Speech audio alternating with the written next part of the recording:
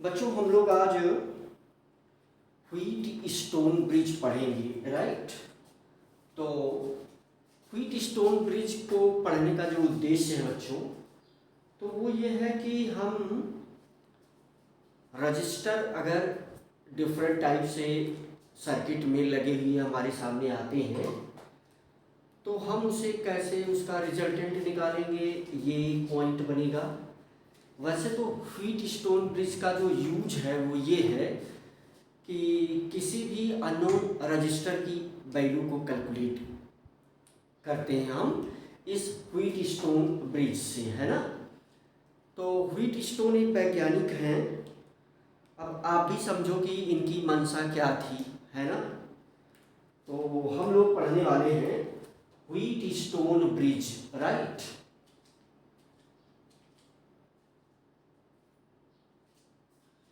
तो बच्चों हम लोग हेडिंग ले लेते हैं व्हीट स्टोन ब्रिज।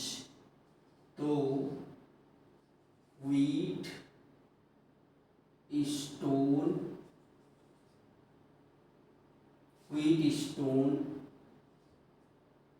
ब्रिज। तो ये चीज हम लोग पढ़ने वाले हैं व्हीट स्टोन ब्रिज। तो इसको समझते हैं कि व्हीट स्टोन का क्या मकसद था, है ना।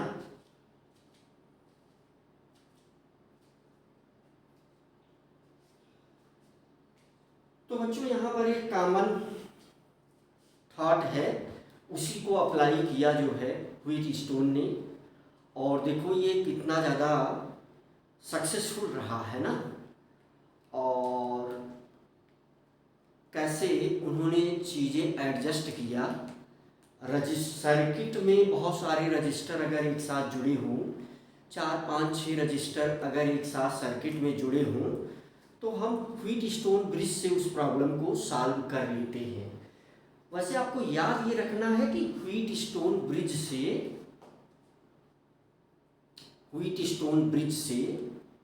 हम किसी भी अननोन रजिस्टर का रेजिस्टेंस कैलकुलेट करते हैं। तो याद करने वाला पॉइंट हमने आपको शायद बता दिया कि कोई रजिस्टर है, हम नहीं जानते हैं कि उसका रेजिस्टेंस कितना है, तो हम व्हीट स्टोन ब्रिज से उसका रेजिस्टेंस कैलकुलेट कर सकते हैं। तो अब धीरे धीरे बातों को समझते हैं हम लोग।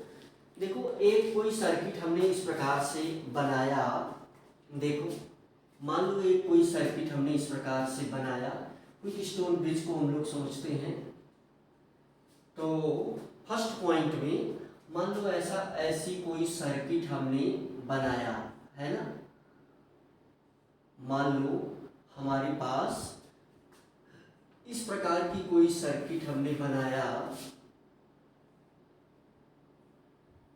ऐसे। तो मान लो कि यहाँ पर ऐसे एक बैटरी लगी हुई है और आपको पता है यहाँ हमने लगा दिया रजिस्टर, यहाँ रजिस्टर लगा दिया, यहाँ रजिस्टर लगा दिया, यहाँ लगा दिया, यहाँ लगा दिया, है ना। नाम रख दिया यहाँ से, ये this point is A B और सी और डी। तो थॉट क्या है, थॉट ये है कि सी और डी के बीच में अगर कोई करंट ना हो, है ना, सी और डी के बीच में अगर कोई करंट ना हो, तो फिर यहाँ एक रेशियो मिलेगा, है ना। रेशियो क्या होगा, ये समझने वाला पॉइंट है कि यहाँ से करंट देखिए आप, मान लो कि आई करंट फ्लो होती है ना। यहाँ से करंट आई फ्लो होती है। अब इसी थॉट को हम सीधा सीधा भी यूज करेंगे और अपोजिट भी सोचेंगे। मान लो यहाँ से कोई करंट फ्लो नहीं होती है ना। तो दिस रजिस्टर, नाम भी रख देते हैं इसको, इसका नाम भी रख देते हैं। मान लो ये रेजिस्टेंस है P, है ना, Q R S। है ना, मान लो बस ये है। तो क्या सेंस है इसका कि CD में अगर कोई करंट ना हो, if current is not present in CD, है ना, CD में अगर कोई करंट ना हो तो यहाँ एक रेशियो बनेगा P/Q is equal to R/S, है ना। तो देखो पॉइंट क्या है कि if there is no current in arm CD, है ना, if there is no current, है ना, नो करंट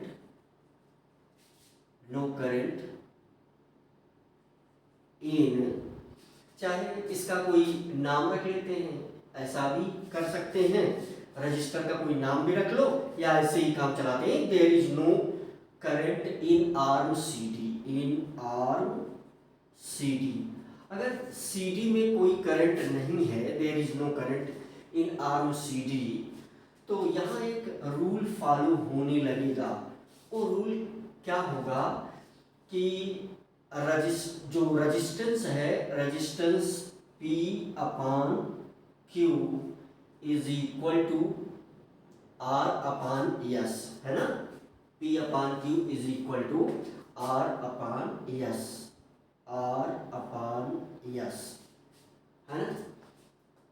ये देखो इसको ऐसे भी लिख सकते हैं P/R, देखो P/R is equal to Q/S, ऐसे भी लिख सकते हैं।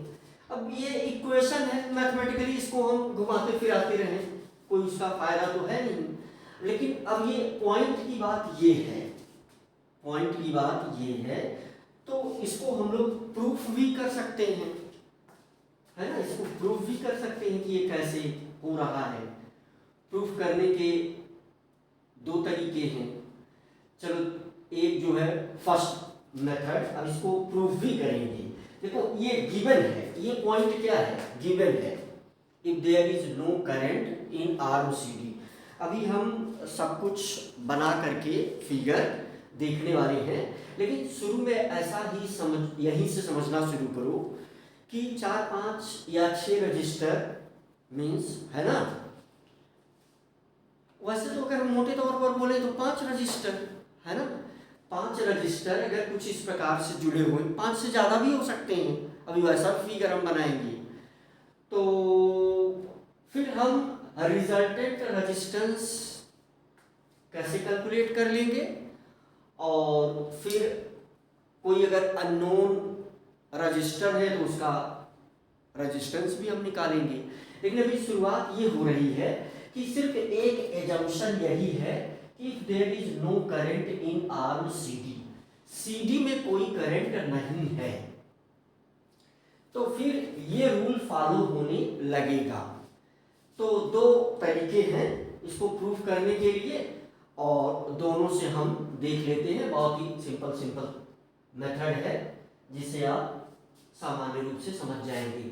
चलो फर्स्ट जो है, फर्स्ट मेथड से इसे हम देख लेते हैं। चलो मान लो यहाँ से I करंट फ्लो हो रही है, तो यहाँ करंट, है ना, यहाँ करंट I आएगी, यहाँ पर करंट क्या होगी, I।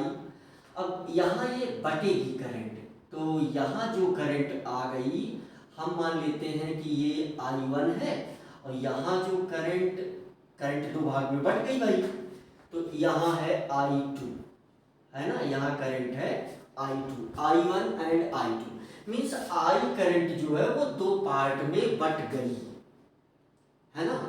तो यहाँ से अगर तुम देखो ध्यान से, तो भाई ये करंट इसमें बट गई, है ना, ये समझो ये यही करंट थी, इसमें बट गई। तो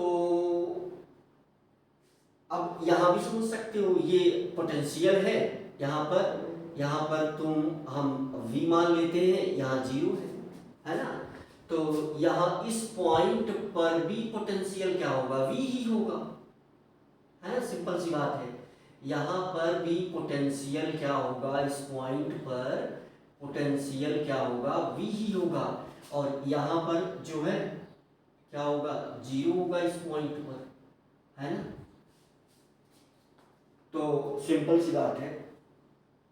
तो यहाँ से देखो करंट अगर दो पार्ट में बट गई तो सिंपल सी बात है कि देखो यहाँ करंट I1, करंट I2, तो इसका मतलब ये हुआ कि I1 और रेजिस्टेंस, है ना, I1 और रेजिस्टेंस, रेजिस्टेंस है P,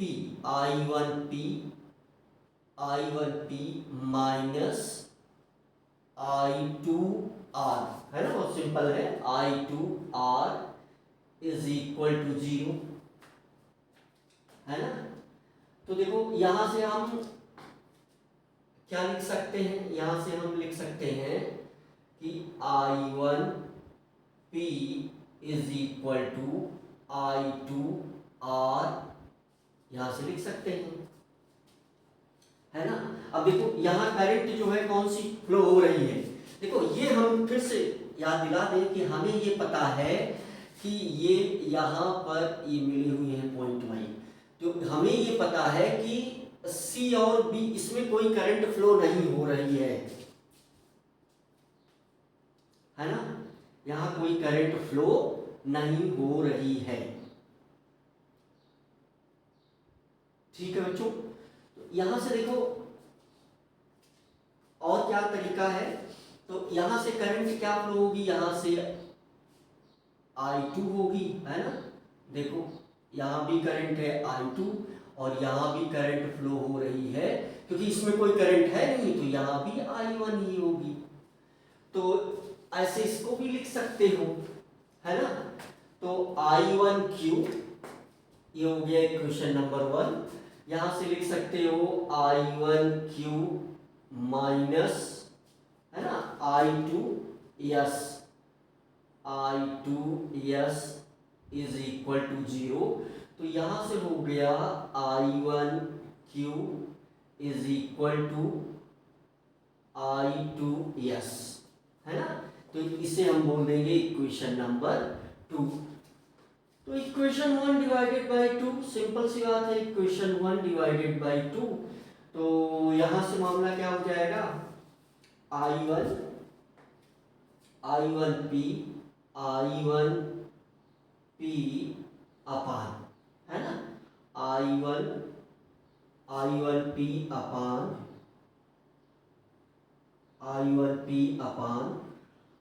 I1Q is equal to क्या हो जाएगा, I2S अपान I2R अपान I2S, I2R अपान I2S, है ना। भाई यहाँ कोई करंट तो है नहीं, है ना, सिंपल तरीका। तो अब PQRS इसी में किसी जगह पर वो अननोन रजिस्टर लगा करके निकाल लिया जाता है। तो यहाँ से तुम देख लो तो बहुत सिंपल सा तरीका है कि P upon Q is equal to R upon S, है ना, देख लो P upon Q is equal to R upon S। इसी को तुम क्या बोल सकते हो, ये P और Q R S क्या है, वैल्यूज ऑफ रेजिस्टेंस, है ना। तो ये सिंपल सा दूसरा भी तरीका देख सकते हो, सेकंड में देख सकते हो, सिंपल। यहां देखो कुल मिला करके है वही, लेकिन देखो यहां पर हम ये चीज देखेंगे, हम ये पॉइंट समझेंगे बच्चों कि यहाँ C और D के बीच में कोई करंट नहीं है। तो इसका सेंस क्या हुआ, इसका सेंस यही हुआ कि C और D का पोटेंशियल डिफरेंस 0 है ना। भाई पोटेंशियल डिफरेंस होता तो करंट फ्लो होती, लेकिन अब करंट नहीं फ्लो हो रही है। अगर करंट फ्लो नहीं हो रही है तो इसका मतलब कि यहां पर पोटेंशियल इक्वल है। और अगर हम मान लें कि यहाँ का पोटेंशियल है x, तो यहाँ भी x होगा, है ना। तो ये देखो, चूंकि ये पॉइंट एक्सेप्टेड है, ये पॉइंट हमने एज्यूम किया है। अब इसके अपोजिट भी हम ऐसा कर लेंगे कि अगर किसी फिगर के लिए ये कंडीशन सेटिस्फाई हो रही होगी, तो इसका मतलब कि बीच वाले आर्म में, इसका मतलब कि बीच वाले आर्म में करंट होगी ही नहीं। अपोजिट दोनों बातें हम अपोजिटली सोच सकते हैं। भाई अगर ये देखो, ये ट्रू है तो ये फॉलो करेगा, इसका मतलब अगर ये फॉलो करेगा तो ये ट्रू होगा। एक तरीके से ऐसे इसको प्रूव किया जा सकता है, एक दूसरा भी तरीका है, ऐसे भी इसको प्रूव किया जा सकता है। देखो सिंपल सी बात है कि यहां ध्यान दो, अब potential at C and D is equal, यहाँ ये क्या हो गया, अगर करंट नहीं है, if there is no current in RCD, if there is no current in R, there is no current in RCD, है ना, there is no current in RCD, it means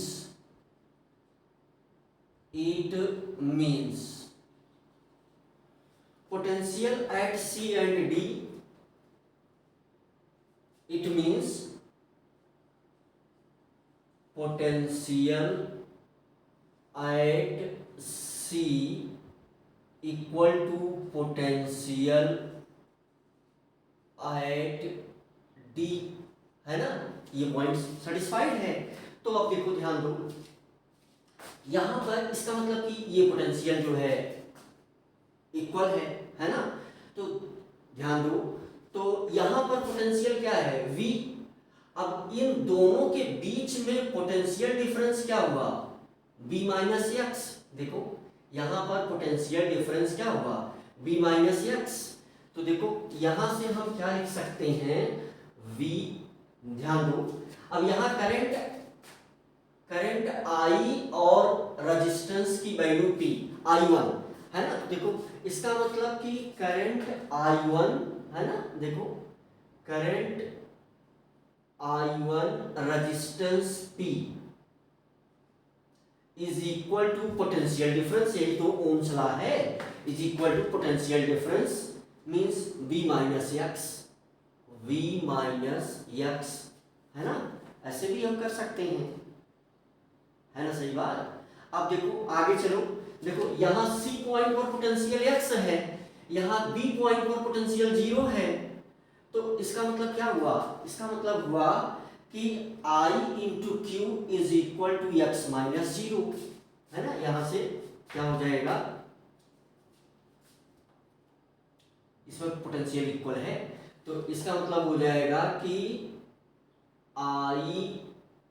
I1 Q is equal to क्या हो जाएगा, x minus 0, है ना। Potential difference तो यही होगा, x माइनस 0, है ना।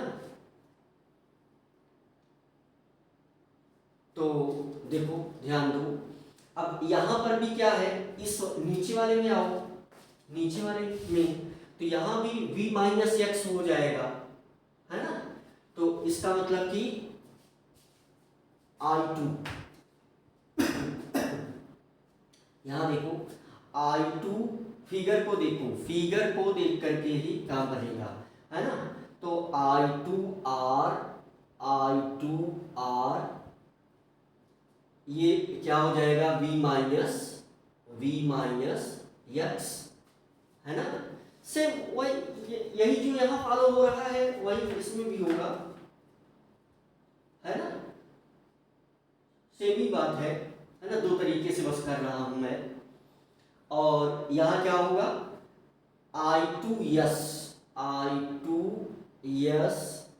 Is equal to x minus 0, है ना। चारों इक्वेशन को देख लो, तो यहां से फिर से वही पुराना वाला इक्वेशन मिल जा रहा है ना।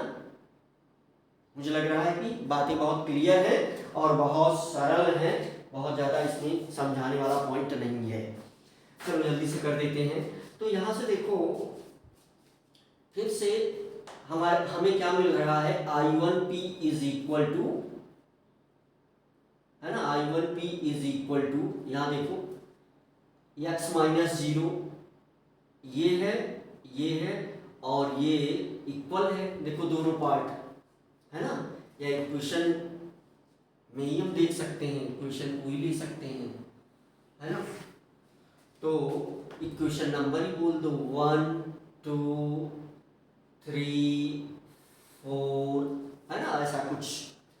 तो v माइनस एक्स, देखो b माइनस एक्स यहाँ भी है, b माइनस एक्स यहाँ भी है, राइट हैंड साइड इक्वल है तो लेफ्ट हैंड साइड भी इक्वल हो जाएगा। तो हम क्या लिख सकते हैं, फ्रॉम इक्वेशन 1 एंड 3, है ना, यहाँ लिख सकते हो from equation 1 and 3 we get, ऐसी एक लाइन लिख सकते हो। तो क्या हो जाएगा यहाँ पर, यहाँ हो जाएगा I1P is equal to I2R, है ना, I2R। और ऐसे ही ये भी हो जाएगा I1Q is equal to I2S, I1Q is equal to I2S। देखो ये दोनों इक्वेशन यहाँ सॉल्व किया गया है ना। तो अब तुम इसको जो है 6 और 7 मान लो, 5 एंड 6 मान लो, 5 एंड 6, है ना। तो यहाँ से फिर हमें वही मिल जाएगा, P upon Q is equal to R upon S। P upon Q is equal to, divide करेंगे जैसे ही हम, है ना, यहाँ पर क्या लिखोगे, यहाँ ऐसे लिख लो, इक्वेशन, है ना, इक्वेशन 5 अपान इक्वेशन 6, 5 अपान 6। तो P upon Q is equal to R upon S। इसको चाहे जैसे भी लिख लो, P upon R is equal to Q upon S। तो देख लो, तो ये बात हम लोगों ने प्रूव भी किया। और अब इससे जो है क्वेश्चन जो गिवन है, बोर्ड में भी क्वेश्चन है, जे नीट में भी क्वेश्चन आते रहते हैं। तो यहाँ पर हम जो है वो कुछ क्वेश्चन करके देखेंगे, तो इसका यूज हम करेंगे। अब देखो वही थाट है, थाट जो है यहाँ पर क्या है कि अगर इसके बीच देखो, अगर ऐसा कोई हमारे पास आ जाएगा और हमसे कहेगा कि रिजल्टेंट रेजिस्टेंस बताओ, है ना, तो अगर ये कंडीशन सेटिस्फाई कर रहा होगा तो बीच में अगर कोई करंट ही नहीं है, बीच में कोई अगर करंट ही नहीं है, तो इसका मतलब कि बीच वाला जो रेजिस्टेंस है वो सर्किट में ही नहीं है ना। तो उसको हम रिमूव कर देंगे, हटा देंगे, और हटा करके अपना सवाल कर लिया करेंगे। तो इससे जो है क्वेश्चन सॉल्व हो जाएगा। चलो देखो एक नॉर्मल सा क्वेश्चन हम करते हैं, फिर उसके बाद बोर्ड का एक क्वेश्चन है उसको करते हैं, फिर जे और नीट का भी क्वेश्चन करते हैं। अगर पोटेंशियल डिफरेंस देखो सी और डी पर पोटेंशियल डिफरेंस होगा, AIPMT में भी क्वेश्चन पूछा गया है, अगर पोटेंशियल डिफरेंस यहाँ हो जाएगा तो करंट फ्लो होगी, और करंट फ्लो होगी, है ना, करंट फ्लो होगी, तो ये वाला इक्वेशन लागू नहीं होगा, है ना। तो मिटा दिया जाए, व्हीट स्टोन ब्रिज। तो चलो इसको मिटा देते हैं। क्वेश्चन देखो, क्वेश्चन ऐसा हमारे सामने कभी कभी आ सकता है, मिटा दे। चलो देखो,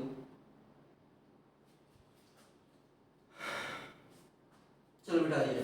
एक क्वेश्चन देखो, पहले छोटे मोटे क्वेश्चन ऐसे ही देखो, उसके बाद फिर जो है फिगर जो है थोड़ा सा डिस्टर्ब करके भी देगा, तो फिगर को पोटेंशियल डिफरेंस की हेल्प से हम उसे एडजस्ट कर लेते हैं ना।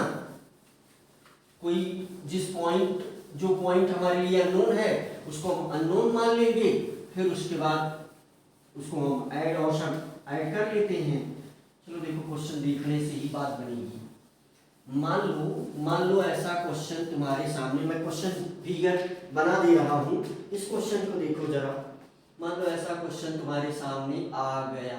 पहले एक सीधा सा क्वेश्चन ये है कि ये जो है अभी तो सब कुछ तुम्हें दिख जाएगा, बाद में फिगर ऐसा कुछ बनेगा कि फिर नहीं दिखेगा। तो यहां से लगा दिया क्या, दिस इज। तो देखो, मान लो ऐसा फिगर तुम्हारे सामने बन गया। तो ये है पॉइंट आपका ए, ये है बी, और ध्यान दो तो एक जो है यहाँ पर लगा हुआ है इस प्रकार से, और यहाँ से चल करके एक रजिस्टर यहाँ लगा हुआ है। देखो यहाँ ले जा करके ये जो साइन बना, इसका मतलब कि दोनों तार आपस में टच नहीं कर रहे हैं, है ना। तो ये इस प्रकार से है। तो हमने क्या किया है, हमने ये किया है कि ये है आपका 4 ओम, ये है 4 ओम, यहाँ रजिस्टर जो लगा हुआ है ये है 2 ओम, और यहाँ जो रजिस्टर लगा हुआ है ना, ये क्या है 2 ओम है। यहाँ पर भी कितना है 2 ओम है, ये कितना है 2 ओम है, 2 ओम है ना। ये भी कितना है 2 ओम है। अभी तो सब बिल्कुल एकदम साफ साफ दिख रहा है ना। तो ये पॉइंट है, ये ए पॉइंट है, बी है, ये सी है, ये डी है ना। चलो यहाँ पर हम अगर कुछ मान लो ऐसा कुछ है, तो ऐसा कुछ पॉइंट है ना। यहाँ चीजें अलग अलग भी पूछी जा सकती हैं। देखो हमें पता है कि यहाँ करंट जो है, मान लो यहाँ पर 12 वोल्ट है ना। अभी हम इसके इंटरनल, बैटरी के इंटरनल रेजिस्टेंस को 0 काउंट कर रहे हैं ना। इंटरनल रेजिस्टेंस जो है ये 12 वोल्ट है, इंटरनल रेजिस्टेंस यहाँ 0 हम काउंट कर रहे हैं। इंटरनल रेजिस्टेंस जो है बैटरी 0 है ना। इंटरनल रेजिस्टेंस इक्वल टू 0 है ना। तो ऐसा कुछ हमारे सामने, और यहाँ भी रजिस्टर लगा हुआ है भाई। यहाँ कितना लगा हुआ है, यहाँ 5 ओम है, यहाँ भी लगा हुआ है 5 ओम है। तो चलो हम यहाँ से 2 क्वेश्चन करते हैं आपसे। ये जानना चाहता है कि यहाँ तुम बता दो, यहाँ पर कितना कर देते हैं हम, यहाँ कर देते हैं हम 8 है ना, 8 वोल्ट। यहाँ कर देते हैं हम 8 वोल्ट, 8। और यहाँ पर जो है ये देखो करंट जो है, यहाँ से हम इसको बोल देते हैं I। और यहाँ मान लो इस वाले सर्किट में यहाँ क्या है, ये एक सर्किट, ये यहाँ एक करंट सिर्फ हम शो कर रहे हैं, और वही करंट आप तुम्हें पता है कि यहाँ आगे बढ़ जाएगी। तो यहाँ ध्यान दो, तो यहाँ पर करंट है I1। मेरे ख्याल से फिगर दिख रहा है, बहुत ही सरल है। और अभी जो व्हीटस्टोन ब्रिज हम लोगों ने पढ़ाया उसी कंसेप्ट पर है। सवाल को देखो, सवाल फिगर में साफ साफ दिख रहा है। रजिस्टर में जल्दी से बनाने के लिए जानबूझ करके, क्योंकि ऐसे ही समय तेजी से बीतता है ना, तो रजिस्टर जानबूझ करके ऐसे बना दिया है। अब ये हमसे चाहता है कि हम ये चाह रहा है कि current I is equal to what, और I1 is equal to what. तो ऐसा हमसे 2 क्वेश्चन पूछा है, पहला क्वेश्चन, दूसरा क्वेश्चन। तो भाई अगर हमें I करंट निकालना है तो हमें रिजल्टेंट रेजिस्टेंस चाहिए। अगर हमें करंट I निकालना है, I की वैल्यू, तो हमें रिजल्टेंट रेजिस्टेंस चाहिए। अब रिजल्टेंट रेजिस्टेंस जब निकालना चाहोगे तो व्हीटस्टोन ब्रिज का यूज कर सकते हो। व्हीटस्टोन ब्रिज का यूज करके रिजल्टेंट रेजिस्टेंस आप निकाल भी सकते हो। अच्छा, ये क्वेश्चन जो है, ये क्वेश्चन हमने थोड़ा सा मॉडिफाई किया है। ये जेई 2020 में पूछा भी गया है। ये क्वेश्चन कहाँ पूछा गया है? ये जेई 2020 में क्वेश्चन पूछा गया है। जेई 2020 है ना, ये इसमें पूछा भी गया है। तो सिंपल सा है, ऐसे ही सरल सरल क्वेश्चन पूछ लिए जाते हैं। अब ये सरल ही माना जाएगा, है ना, जिसको कंसेप्ट पता है तो ये सरल ही क्वेश्चन माना जाएगा। तो यहाँ से देख लो, है ना, तो ये वाला रूल फॉलो हो रहा है, 2/2 इज इक्वल टू 2/2। ये वाला रूल क्या हो रहा है? फॉलो हो रहा है। ये वाला रूल क्या हो रहा है? फॉलो तो हो रहा है। तो फिर सवाल बहुत ही सरल है। तो पहले हम रिजल्टेंट रेजिस्टेंस, पहले आई हम निकाल लेते हैं। फिर I1 तो अपने आप ही दिख रहा है, I1 तो देखते ही पता चल जा रहा है ना। I1 के लिए तो हमें दिक्कत है नहीं, है ना। पोटेंशियल डिफरेंस यहाँ पर क्या है? यहाँ पर 8 वोल्ट, यहाँ 8 वोल्ट है, यहाँ 0 है ना। देख लो यहाँ पर क्या है, 8 वोल्ट है। इस वाले पॉइंट पर कितना है? 8 वोल्ट है ना। यहाँ पर कितना है? इस वाले पॉइंट पर क्या है? 0 है, 0 वोल्ट है ना। तो फिर इसका मतलब पोटेंशियल डिफरेंस यहाँ पर 8 हो जाएगा। तो ये यानी I1 की वैल्यू तो 1 ओम 1 एम्पियर साफ साफ दिख रही है। I1 तो सवाल ही नहीं, वो तो ऐसे ही शामिल कर दिया गया है, हमने अपने मन से शामिल किया है ना।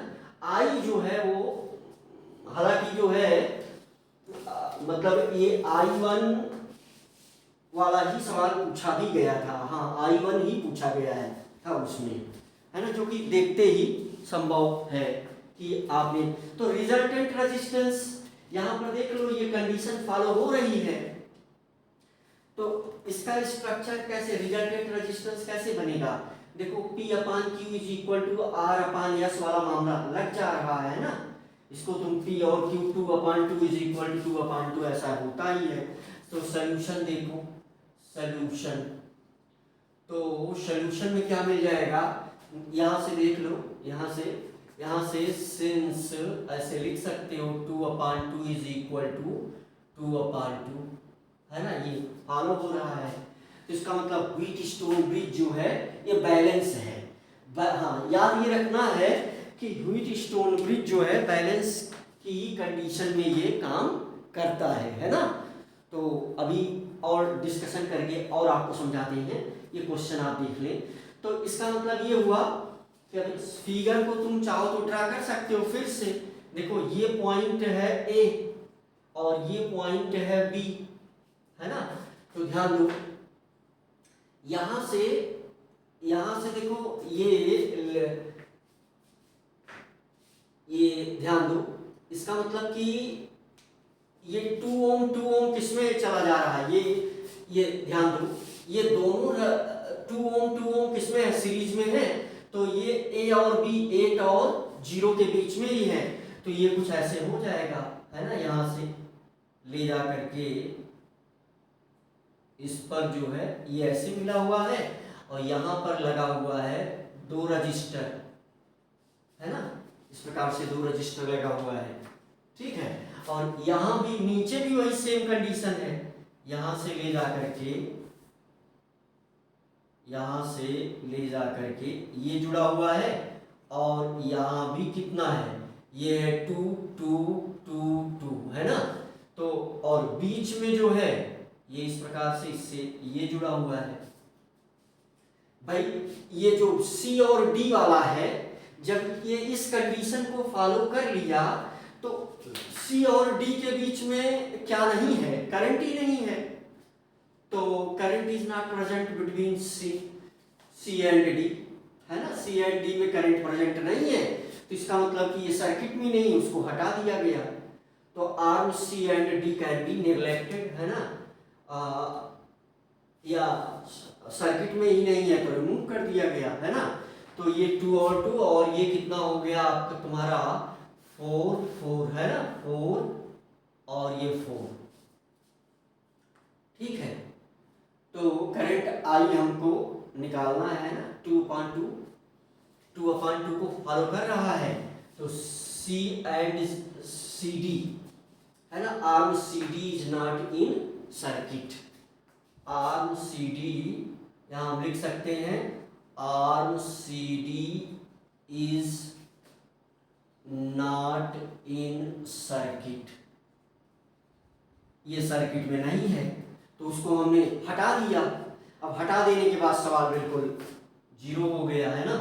तो यहाँ से जो है ये इस प्रकार से फिगर ऐसे तुम 8 वोल्ट यहाँ लगा हुआ है। अब बहुत नॉर्मल है, ये दोनों 4 ओम हो गया, ये भी 4 हो गया, ये 8 हो गया। तो हमको आर ई चाहिए, तो 1/RE is equal to 1/4 plus 1/4 plus 1/8। तो ये कितना आ गया, 5/8 आ गया है ना। तो इसका मतलब कि यहाँ से जो आर ई की वैल्यू आ जाएगी वो 8/5 आ जाएगी, है ना सर। तो इसका मतलब कि हमें क्या चाहिए, V is equal to I R, simple V is equal to I R. हमसे आई पूछ रहा है, तो I is equal to V/what R, है ना। तो ये V/RE यही है वैल्यू। तो यहाँ पर ये है 8/8/5।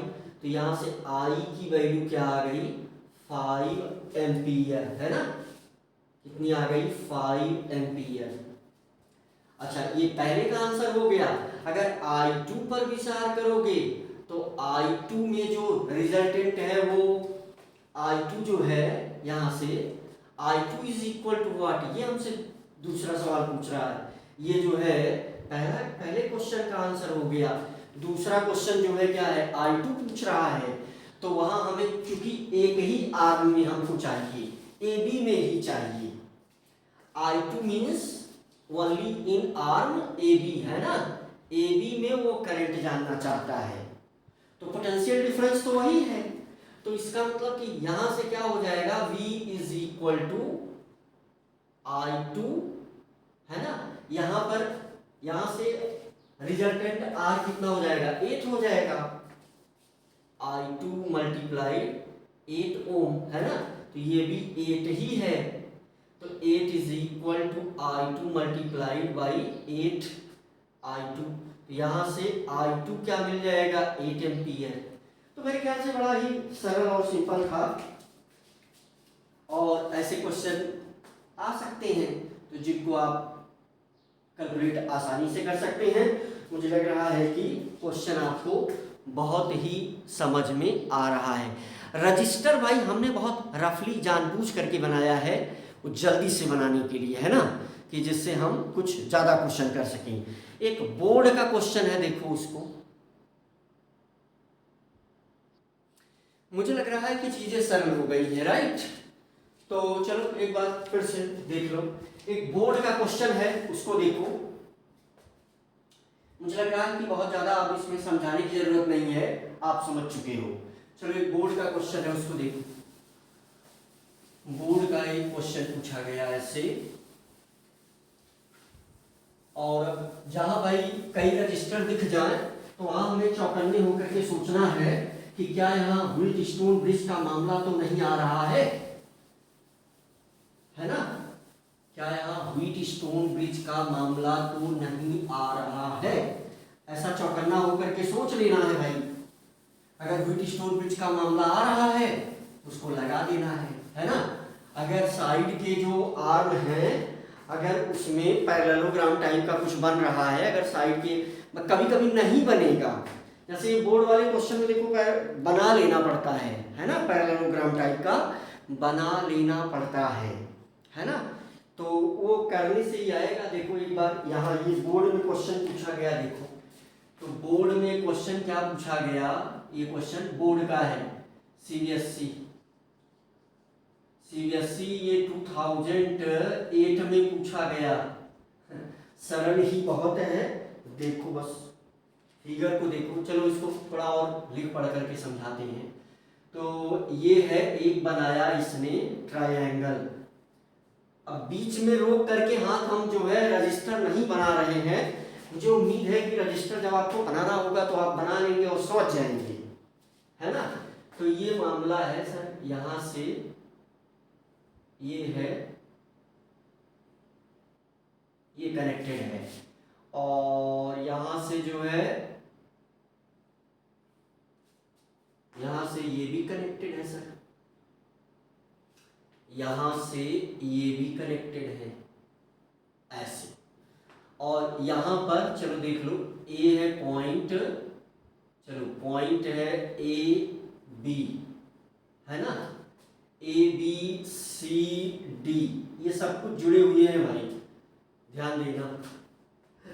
A B C D E और एफ, है ना। चार यहाँ पर क्या लगा हुआ है, सॉरी यहाँ रजिस्टर लगा हुआ है हर जगह। रजिस्टर कहाँ कहाँ लगा हुआ है, एक रजिस्टर यहाँ लग गया। अब अगर बनाना हो भाई तो ऐसे समय लगेगा, है ना। एक रजिस्टर यहाँ लग गया है, ठीक है। चलो हम अपने हाल में बनाते हैं। एक रजिस्टर यहाँ लगा है, एक रजिस्टर यहाँ लगा है, एक रजिस्टर यहाँ लगा है और एक यहाँ लगा दिया गया है ना। तो अब ये हमसे जानना चाहता है, हमसे ये जानना चाहता है कि एफ सी डी, ये जो सर्किट है एफ सी डी, है ना, देख लो ये वाला मामला है। ये यहां से चल करके ये, है ना। तो ये जानना ये चाह रहा है कि एफ सी ई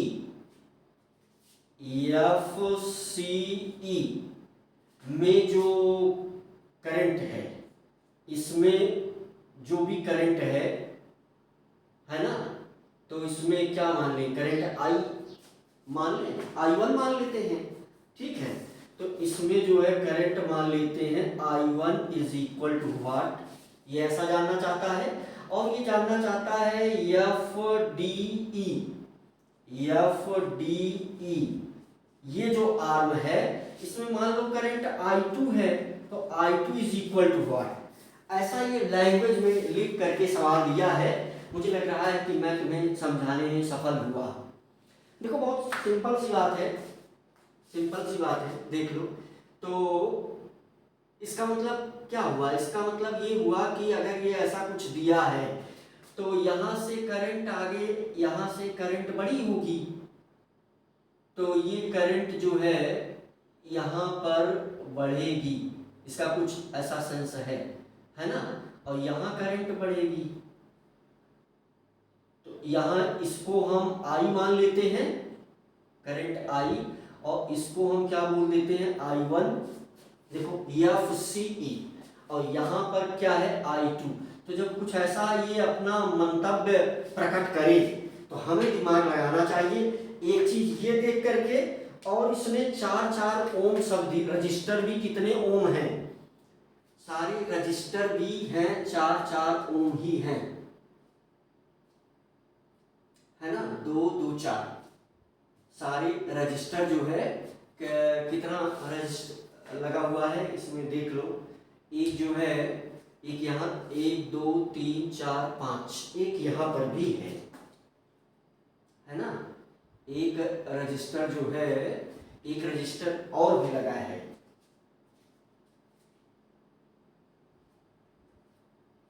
हाँ ठीक है, 5 है।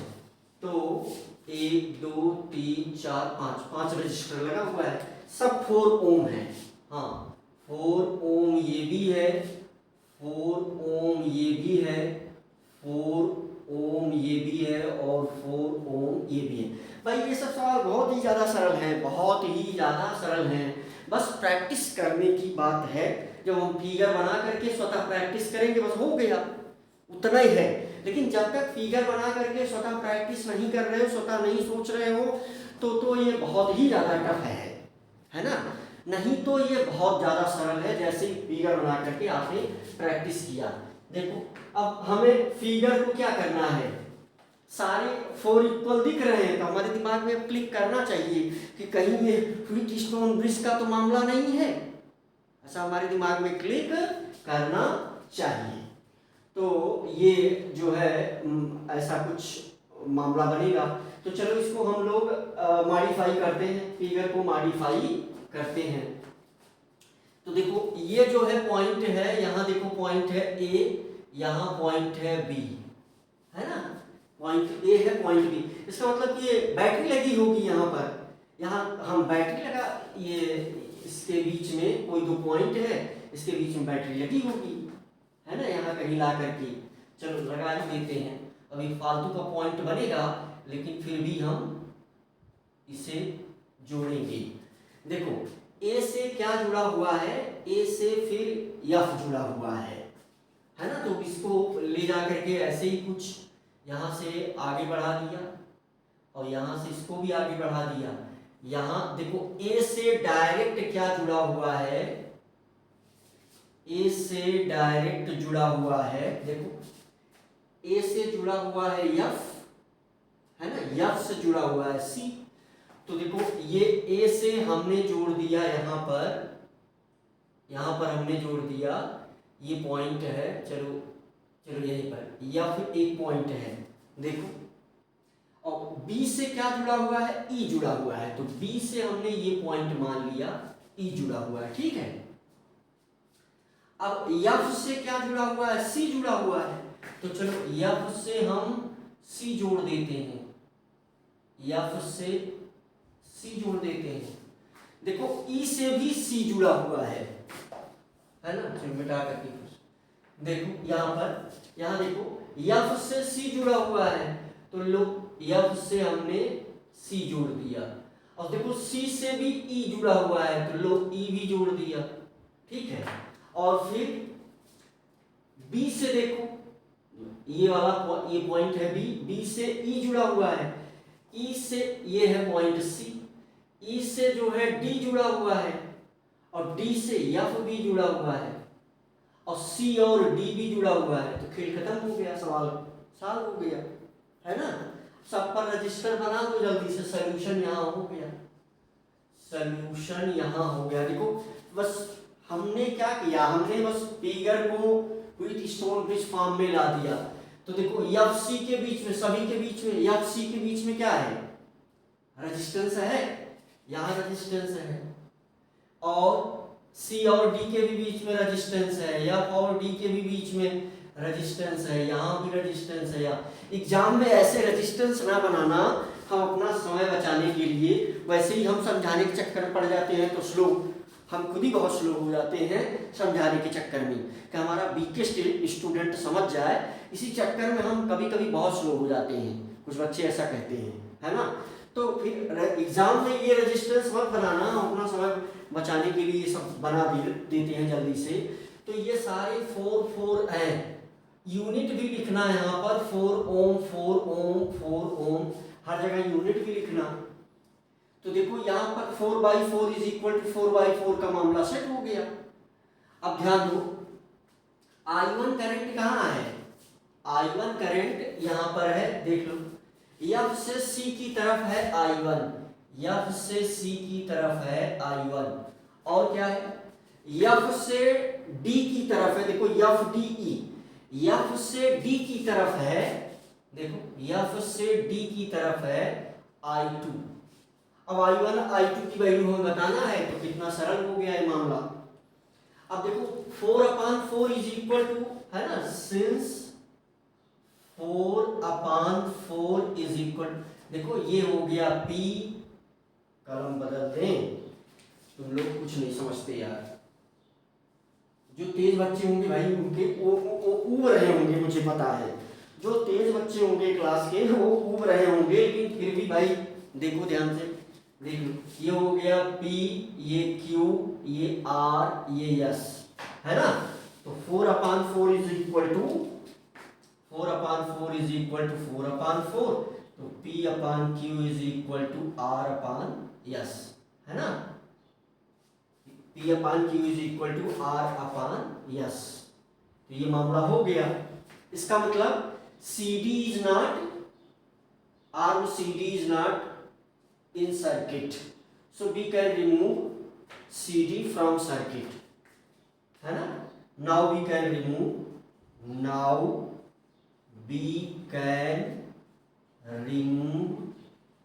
arm CD, या ऐसा भी लिख सकते हैं CD is insignificant. Now we can remove arm CD from circuit, है ना. सर्किट से हम इसको हटा दीजिए भाई, हो गया. अब अगर हटा दिए तो हमें क्या साफ साफ दिख रहा है कि ये 4 और 4 किसमें है, सीरीज में है, तो 8 हो गया. ये 4 और 4 किसमें है, सीरीज में है, तो ये भी 8 हो गया. अच्छा, हाँ, ये चीज गिवन है ना. तो यहाँ पर यहाँ सवाल में एक चीज और भी गिवन है ना. यहाँ पर लगा हुआ, हाँ ये चीज गिवन है भाई, ये यहाँ पर है 4 वोल्ट, यहाँ पर कितना है 4 वोल्ट.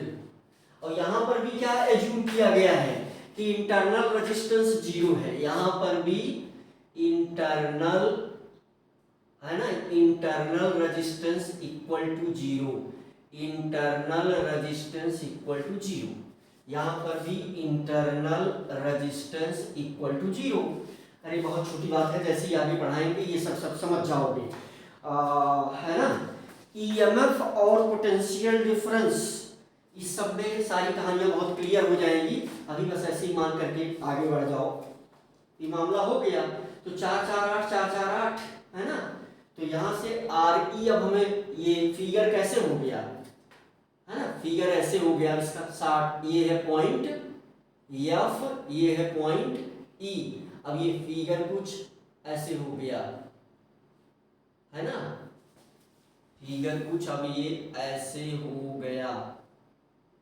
ये फिगर बन गया. यहाँ लगा हुआ है, यहाँ लगा हुआ है 8, ये है 8, ये है 8. हमें RE चाहिए, रिजल्टेंट चाहिए. 1/8 प्लस 1/8 इज इक्वल टू 2/8, है ना, is equal to 2/8 is equal to 1/4.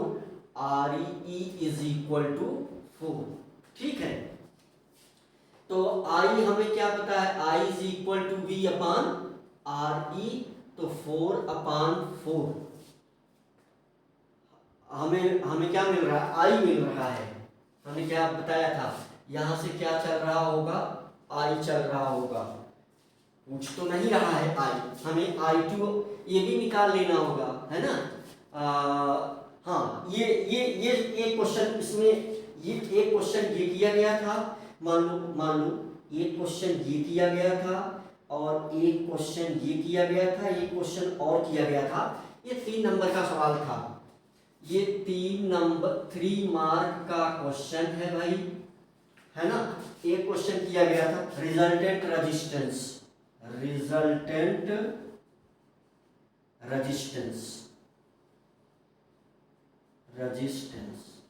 है ना. तो आई तो हमसे पूछा नहीं गया था, लेकिन ये कितना आ गया, 1 एम्पियर आ गया, 1 एम्पियर आ गया, है ना. ये पूछा तो नहीं था. ये आंसर किसका, तो इसका मतलब कि हमसे वो पूछ रहा है कहाँ FCE. देखो FCE यानी ये I1 क्या है, सिंपल बात, I1 है. तो I1 कैसे निकालेंगे, तो देख लो यहाँ से I1 इज इक्वल टू क्या हो जाएगा, V/, अब केवल हम ये यहाँ यही तो है I1, यहाँ है कि क्या I2 है, तो यहाँ V/R है ना.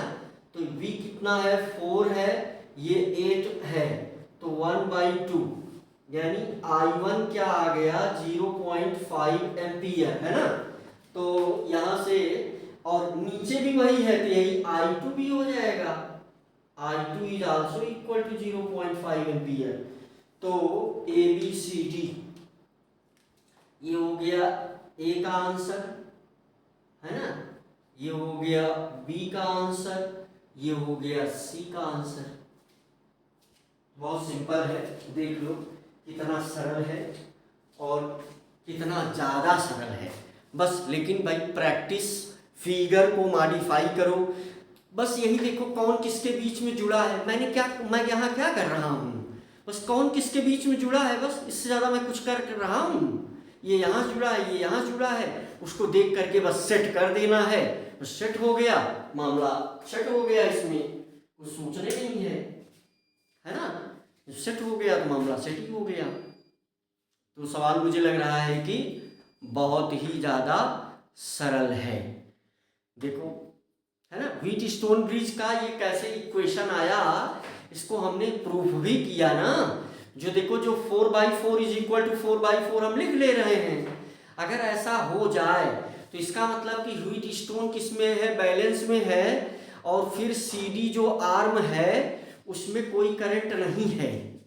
इसको हमने प्रूफ भी किया ना, इसको हमने प्रूफ भी किया। तो यहाँ पर वैल्यूज बदल भी सकती हैं, और जो है अगर वैल्यू चेंज हो जाएगी तो व्हीट स्टोन ब्रिज नहीं लगेगा। फिर वो पूछेगा डायरेक्शन की, करंट किस डायरेक्शन से किस डायरेक्शन में फ्लो होगी, है ना। तो ये भी प्रश्न होगा। चलो एक क्वेश्चन करते हैं, दूसरा एक क्वेश्चन। ये देखो एक क्वेश्चन और AIPMT में पूछा गया। वैसे भी क्वेश्चन कभी कभी पूछे जा सकते हैं, ये जानबूझ करके ये क्वेश्चन हमने लिया। तो देखो यहाँ पर देखो ध्यान से, एक बात पहले समझ लो, हालांकि बताया भी हूँ लेकिन फिर से, जैसे कोई सर्किट बन रही है तो ऐसे अगर चलना, यहीं से एग्जाम में ऐसे रजिस्टर बनाना, ठीक है, वो हम जल्दी करने के लिए ऐसा बना दे रहे हैं, हम बार बार बोल रहे हैं।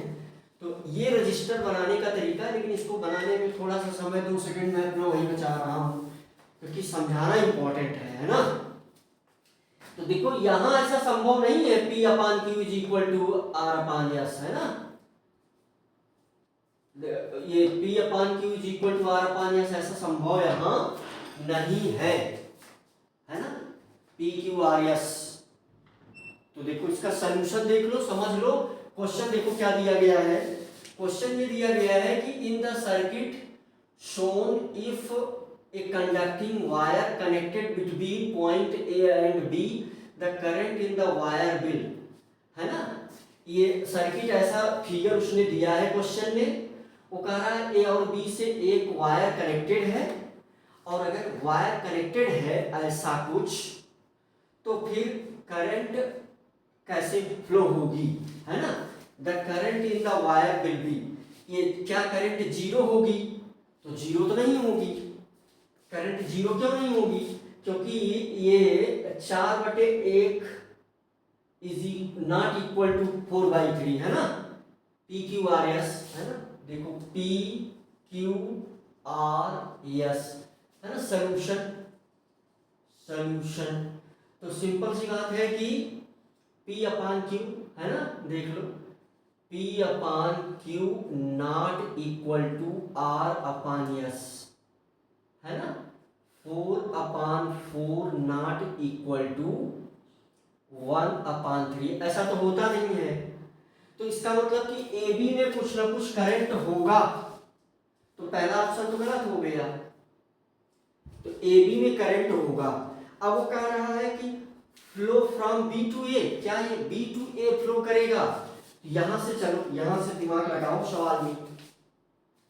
सवाल में यहां से दिमाग लगाओ। तो देखो करंट ऐसे चली, करंट यहां पहुंची, करंट यहां पहुंची, यहां से करंट जो है दो पार्ट में डिवाइड हुई। तो ये है, मान लो तुमने मान लिया I1, यहाँ है I2, है ना। तो यहां देखो एक ही ओम है, और यहां जो है 4 ओम है। तो पोटेंशियल, भाई रेजिस्टेंस जब मिलता है तो क्या होता है, पोटेंशियल फॉल होता है ना। रेजिस्टेंस जब मिलेगा तो पोटेंशियल फॉल होगा। तो यहाँ रेजिस्टेंस ज़्यादा है तो ज़्यादा पोटेंशियल फॉल होगा, यहाँ रेजिस्टेंस कम है तो कम पोटेंशियल फॉल होगा, है ना। यहाँ रेजिस्टेंस कम है तो यहाँ कम पोटेंशियल फॉल होगा, यहाँ रेजिस्टेंस ज़्यादा है तो यहाँ ज़्यादा पोटेंशियल फॉल होगा, है ना, सही बात।